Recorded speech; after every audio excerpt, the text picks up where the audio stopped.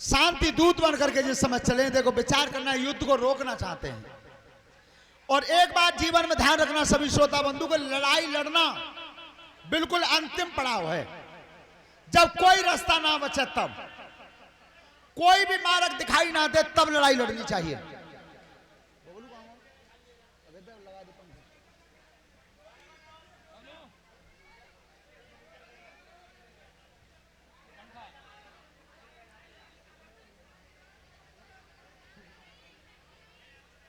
तो आज जिस समय श्याम सुंदर शांति दूत बन के चले, और जब वाहन तैयार किया है, चलो बेटा बात मत करो। अच्छा देखो, अब आज तो जाई की बहुत है रही है, ऊपर से पानी पर रहो तिरपाल पे, बाहू के बाद आ रही है, फिर देख सामने तुम्हारी है जाए तो फिर कछु ना समझ में आवे। बिल्कुल शांत हो जाओ, आवाज मत दो।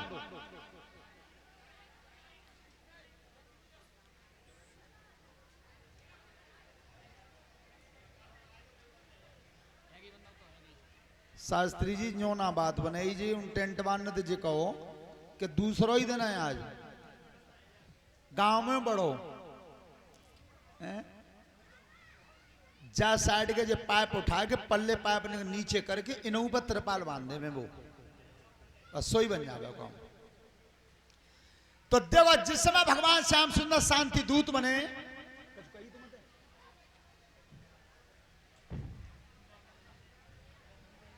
शांति दूत बन के जिस समय जा रहे थे दुर्योधन के सामने के लड़ाई ना हो गए, तो सब ध्यान से सुनना, सामने आया कौन है? कौन आया है? अरे जब जाई रहेगी राधारी,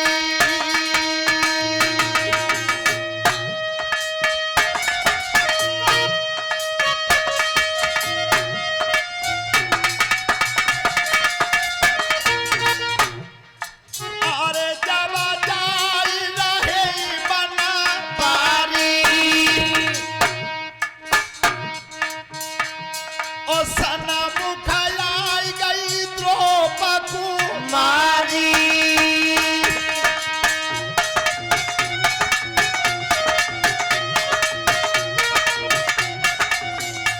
द्रौपदी आई हैं। द्रौपदी जिस समय सामने आई, भगवान कृष्ण के सामने हाथ जोड़, भैया कहां जा रहे हो? आज कृष्ण भगवान कहते हैं कि मैं लड़ाई रोकने जा रहा हूं। अब कौरव और पांडवों के बीच में युद्ध हो सकता है। तो द्रौपदी बोली तुम्हें लड़ाई रोकने जा रहे हो? हाँ, तो नहीं सुनो, बाद न कूका भूल गए गजपुर भीर दुरियत भारी, बड़े बड़े वीर सभा में बैठे, सबनी गर्दन नीचे डाली, और दुशासन जब खड़ा भयो, मेरे बदन की खिंच रही साड़ी।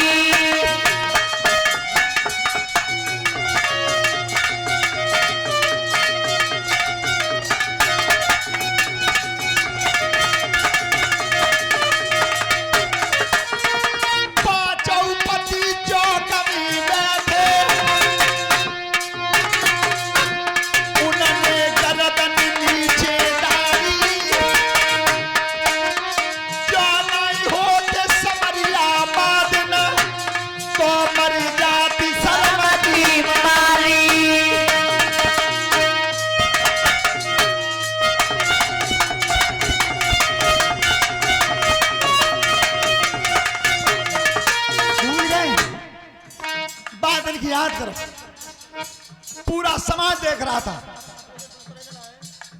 दुशासन मुझे नगिन कर रहा था। तो कन्हैया अगर बाद में तुम नहीं होते तो आज ये पांचाली जिंदा नहीं होती। और उस समय मेरे केस खुले हुए थे। देखिए भगवान कृष्ण के सामने आज द्रौपदी ने शर्त कौन सी रखी है? तुम जा रहे हो लड़ाई रोकवे। उस दिन में रजस्वला थी, पूरे सिर के केस खुले हुए थे। तब मैंने दुशासन के सामने ये प्रतिज्ञा की थी, अरे दुष्ट, ध्यान लगाए के पापी सुनिए, तब तक जोग बदन में साधु, तेरे खून में केस धोई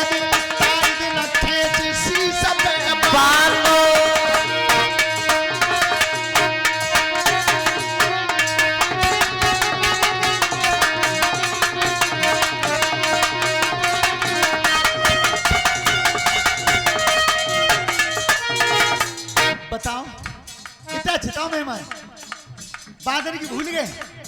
तो मैंने ये प्रतिज्ञा की थी, करे दुष्ट दुशासन, जब मैं सिर के केस अब ताई दिन बांधूंगी ता दिन तेरे खून में धो दूंगी। सो केसव केस कसू का विधते, अरे मोय आस समर की लग रही, घन श्याम समर मत। तुम युद्ध रोक में जा रहे हो। भगवान कन्हैया ने की पांचाली चिंता मत करियो, तुम चाह रही हो ताई मैं चाह रहा। पर इतना चतुर राजनीतिक नेता आज तक पैदा ही नहीं हुआ।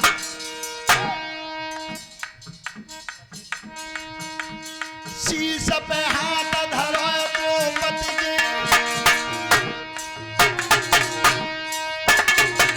सारथी पकड़ी रहे कोड़ा, हथिनापुर गुम्बा चली रथ के बढ़ाई रहे।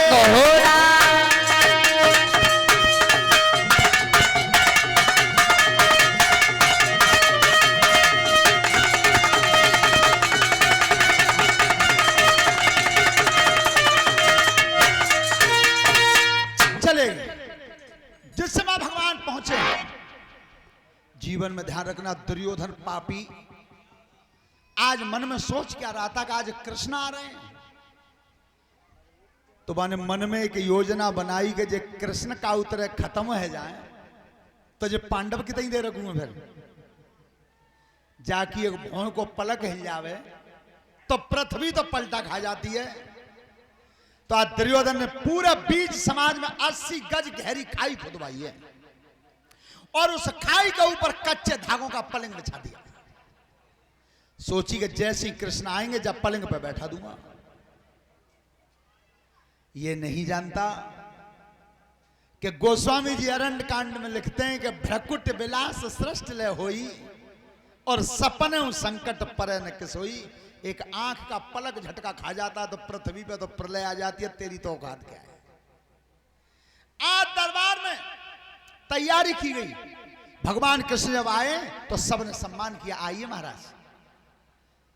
एक नजर भर के देखा, गंगा पुत्र भीष्म, विदुर जी, द्रोणाचार्य, कृपाचार्य सब नीचे आसन पड़े थे, उन पर विराजमान थे।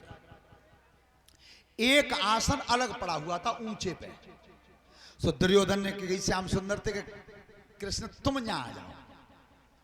भगवान बोले कि दुर्योधन तुम युवराज हो यहां के और इतनी अकल नहीं है क्या? भीष्म जैसे ब्रह्मचारी, अरे द्रोण जैसे आचार्य, कृपाचार्य जैसे महात्मा और विदुर जी जैसे संत, ये तो तुमने नीचे बैठा दे, मोह बैठा रहे हो ऊंचे पे। ऐसा नहीं होगा, बिल्कुल नहीं होगा। मैं वहीं बैठूंगा जहां जे सब बैठे हुए। गंगा पुत्र भीष्म के बराबर आसन पड़ा हुआ था, उस पर जाकर के कन्हैया बैठे। अब दुर्योधन ने की जे तो मामलो बिगड़। अब दूसरी योजना बनाई उसने, आदेश कर दिया भवन में 56 प्रकार के भोजन बना दो, लेकिन सब जहर के हुए। जहर का भोजन बना। अब वो ये नहीं जानता कि जिसके कृपा मात्र से जहर भी अमृत बन सकता हो, बापे जहर असर क्या करेगा? आपने सुना है, देखा हुआ। गोस्वामी जी ने लिखा है सुंदर कांड में दोहा नंबर 4 पे, रामचरितमानस में। किस तरह से? प्रवेश नगर की जय सब काजा,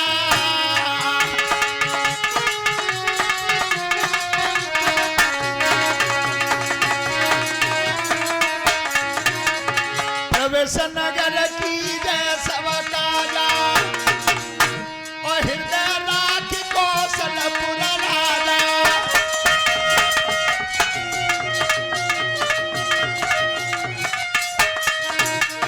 करल सुधार पुकरई मिताई, और गोपद सिंधु ललस तलाई।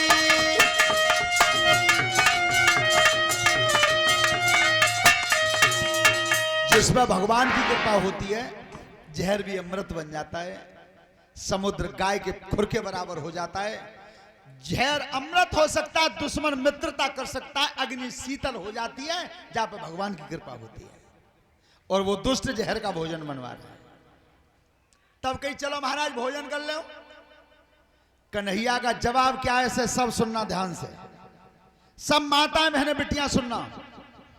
दूसरे के घर भोजन कब खाना चाहिए, दूसरे के घर पे भोजन कब खाना चाहिए, या तो खिलाने वाले के हृदय में प्यार हो, पहली बात, और दूसरी बात कोई प्राणों पे आपत्ति हो। सो कन्हैया ने कि दुर्योधन आपत्ति मोह पे कोई है ना, प्रेम तुम मोते मानतना हो, भोजन तुम्हारे यहां नहीं खाऊंगा, आज का भोजन खाऊंगा मैं विदुर महात्मा के यहां। और सुनो बहन जी, तुम्हारे लिए बता रहे हैं, काऊ तरह कोई बाहर को अतिथि आ जावे और ज्यादा भूखो होए और रोटी तुमने खवा दी और पीछे दीजिए कह दी ये आगे डालो कह देना को भूखो द्वेबे तो चून मड़वा दो, जितना भी तुमने खिलाया है वो सब खत्म, सब खत्म, कुछ नहीं मिलेगा तुम। तो आज भगवान कहते हैं कि आज का भोजन मैं खाऊंगा विदुर जी के, जो विदुर मांगोरिया करी विदुर ने की पल्लो पर गई 3 दिन तो चूल्हे में आंचना भाई। दुर्योधन पापी ने भोजन नहीं बनने दिया किसी का। विदुर जी पीछे बाय दरवाजे में है कि निकल के चले और सुतपात की फाटक बंद करो, ये